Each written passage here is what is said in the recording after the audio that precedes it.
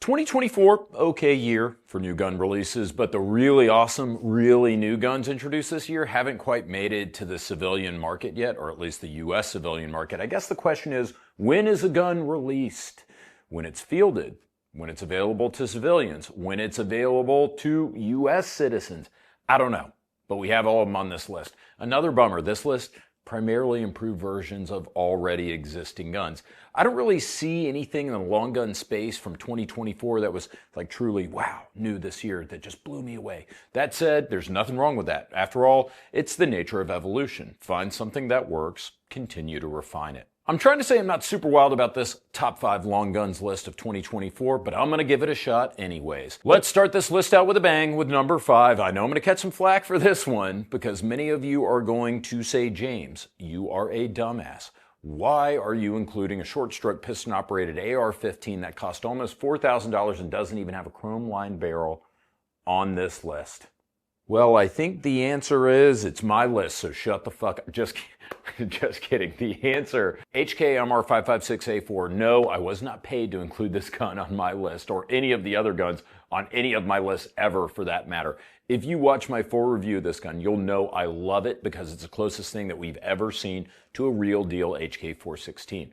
Prior iterations of the MR556 were sad, overpriced ripoffs. This is a happy, overpriced ripoff. As I mentioned in my review, I've been lucky enough to shoot real 416s many times, including while training with Czech counterterrorist superstars Erna. I've always liked the 416, but it didn't make much sense to pay so much money for a basic, uninspiring, albeit well-built 416, not really clone. That all changed with the A4 version. First, this is a 1 MOA rifle, which is incredible for piston-operated gun. I did it with Wolf Gold. It accomplishes this through the use of a heavy-profile, non-chrome lined, cannon-grade steel, cold hammer forged barrel. This is both an asset and the source of some of the complaints against the MR556. One, while this is an assault rifle with sniper rifle-like accuracy, the heavy barrel adds a bit of weight.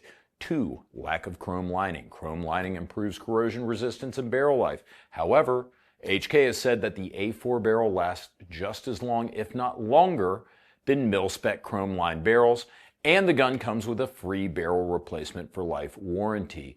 Shoot it out, HK will rebarrel it for totally free. Great ergos, great furniture, plus finally the ability to use the 416's adjustable gas system means that this might not be worth $4,000 MSRP for most people, but it's one of those accept no substitutes type propositions. Not only is this the closest thing Americans will get to the full HK-416, but our MR556A4 is actually more faithful to the 416 than even the European MR223A5, as I discussed with Martin over at Austria Arms when I was in Vienna. You guys got to give HK credit for that. HK USA this year, 2024, has turned a new leaf on the US market, and there is more to come, trust me. Number 4. Controversy slot. It's a slightly modified version of an existing gun, albeit one of my favorites, and one of yours too. This is one of our most popular reviews of 2024, over 800,000 views, and I had a bean skin in my teeth the entire review because I had just gone to Juan's Flying Burrito with asshole cameraman extraordinaire Ryan, who knew I was about to step in the studio and record this video, and he knew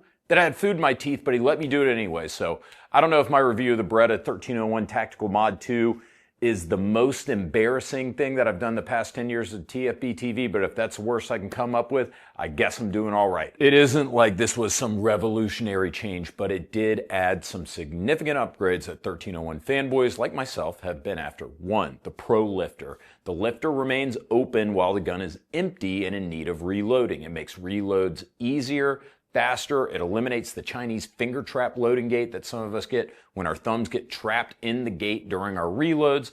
The next major improvement, the addition of the superior handguard used on the American-made Beretta A300 Patrol shotgun.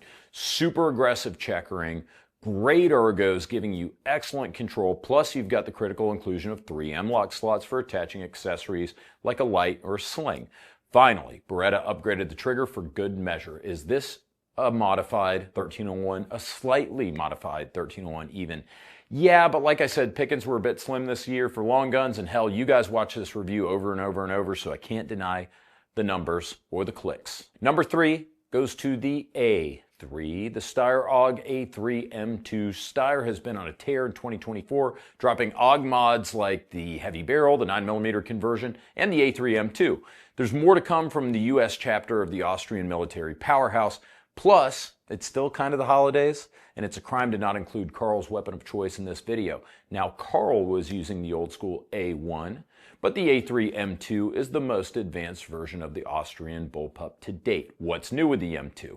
Well, a lot of things, but the major things: full-length Picatinny rail across the top receiver. This gives you a lot more room for modern optics, backup iron sights, whatever other accessories you might want to mount. The A3 M2 also has an improved trigger. It's still a bullpup. You're not getting a match-grade trigger here, but it's noticeably smoother and crisper compared to earlier models. That all said, you can also get the Ratworks aluminum sear, which gives it a great trigger by any measure. I'll take the Pepsi challenge against an AR any day with that if you want to upgrade from the factory. There are a number of other improvements that I mentioned in the full review for this gun that I did earlier this year, but perhaps the most significant feature I'm leaving out is the quick detach rail, an improvement that addresses the most common complaint about the AUG, the inability to mount accessories. I still think this is the best bullpup on the market. Definitely a top 5 non-traditional AR-15 rifle. Hell, maybe a top 5 rifle today. Number 2, going to the CZ Bren 3. I know, another update to an existing platform. And it's not even available in the US yet, but CZ did officially launch it this year. Unlike the Beretta 1301 Mod 2, the Bren 3 isn't just an upgrade kit, it's an evolution, mainly taken from lessons learned via the Bren 2 service in the Ukraine. There are a lot of changes that are fully detailed in my full video about the Bren 3, but we'll talk about the big ones here. The handguard system, much improved, it's easy to remove, it's been diversified to cater to various operational needs, we'll say. Shooters can choose between M-LOK, STANAG, or even a suppressor-ready handguard. The Bren 3 is a 3-position adjustable gas block, allowing users to fine-tune the rifle's gas system for optimal performance across different ammo types, suppressors, different environments, whatever. Durability was actually a focal point in the Bren 3's development. It was already a durable gun, but now the aluminum receivers reinforced with steel in critical areas to withstand the stresses of the moving parts, and the cold hammer forged barrel boasts a barrel life allegedly 20,000 rounds at a minimum. The disassembly process has been streamlined. You don't have to remove the stock. This simplifies maintenance and field stripping. Additionally, speaking of the stock hinge, a weak point, has now been reinforced. For sling attachment, the Bren 3 is equipped with a ton of QD sling sockets for personalized sling configuration. I've gotten to shoot the Bren 3 already. It is freaking awesome. However, I also torture tested the shit out of the Bren 2, including by firing a 300 blackout round through a 5.56 gun, and it still functioned flawlessly. It didn't skip a beat. If the 3 is going to be tougher than the 2, it's going to make a case for being one of the best rifles on the market today. Number 1, kind of a weird two-peat for the Austrians. I've never had 2 guns from Steyr on the same list, and I rarely ever even have one, and that's always the AUG.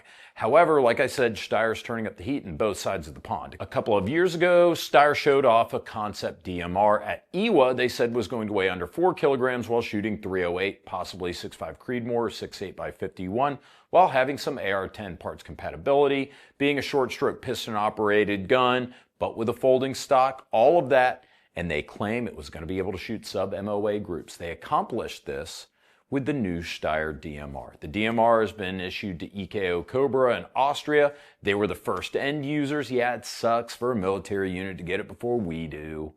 But at the same time, it gives manufacturers an ability to rapidly make improvements from feedback received from operators in the field using the rifle. By the time it hits the civilian market, especially in the US, it's already going to have been field tested. I'm not sure if it's going to be sold to Austrian civilians in 2024, but for all I know, they can buy them right now. I don't know. I went to Steyr in Austria. I got to discuss this excellent platform with them. We also got to test out the accuracy for ourselves and managed to shoot near 1 MOA groups with off-the-shelf ammo from a bag with a low magnification optic, meaning this will almost certainly meet the accuracy specification with true match ammo of 1 MOA. This is impressive because, again, this is another piston-operated carbine that can still manage to squeeze accurate groups, even though you've got moving parts that are aligned with the barrel like gas pistons and springs. However, piston-operated guns, also known for being extremely reliable. Think about a carbine with perhaps the greatest reputation for reliability of all time. The AK-47 uses a long-strip piston operating system. Unlike the AK, however, the Steyr DMR going to be highly modular, highly accurate, have an operator-adjustable gas system that doesn't require any tools, and it's not a century-old piece of shit. Arguably, this is the best gun released in 2024, but as I said at the beginning of the video, it all depends on how you define released. It's a real gun. I've shot it. It's been issued to the military. It's out there in the field. Maybe it's available to European citizens as we speak, but time will tell if we get this in the US or 2025 or ever. Make sure you look out for the top 5 handguns of 2024. We might have another couple of videos before SHOT Show in January, and after that, we're rolling right back into Enforce TAC and EWA. I forgot to mention that at some point, we're also going to be making the top 10 guns in the past 10 years of TFBTV. I'll try to remember to put a form link here so you can vote, possibly win a $250 Top Gun Supply gift certificate. Thank you to Top Gun Supply for being a sponsor of this channel for years. Thank you to you guys for watching TFBTV. At SHOT Show 2025, we turn 10. And I turn 42. I'm going to have a birthday party Friday night, probably Frankie's Tiki Lounge. That's going to be on Friday, the 24th of January. You are all invited. Thank you guys so much for watching. Take care.